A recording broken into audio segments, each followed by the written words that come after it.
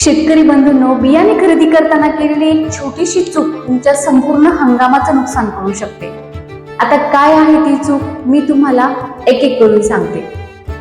जेव्हा तुम्ही बाजारामध्ये बियाणे खरेदी करायला जाणार आहात त्यावेळी बियाणे खरेदी करताना अनेक चुका शेतकऱ्यांकडून होत असतात.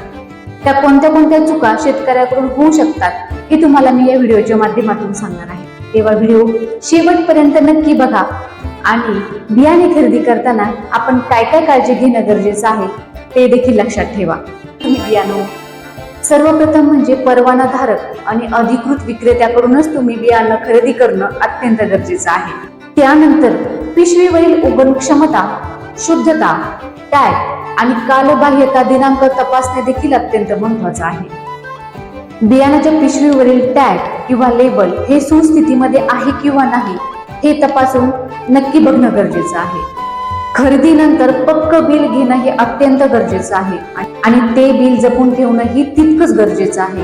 कारण जर भविष्यामध्ये बियाणा संदर्भात जर काही तक्रार झाली तर आपल्याला तो पुरावा म्हणून देता येतो. आपल्या परिसरासाठी शिफारस केलेल्या जाती किंवा वाणांचीच आपण निवड करणं अत्यंत गरजेचं आहे. किंमत कमी आहे किंवा दुसरा कोणीतरी सांगतो आहे म्हणून बियाणाची खरेदी अजिबात करू नका. टॅग नसलेले किंवा उघड्या पोत्यामध्ये साठवून ठेवलेले बियाणे कधीही खरेदी करू नका. त्यामुळे शेतकरी बांधवांनो, चांगल्या बियाणाची निवड करणे हेच तुमचं हंगामाचं अर्धयश ठरू शकतं. त्यामुळे बियाणे निवड करताना, बियाणे खरेदी करताना ही काळजी नक्की घ्या.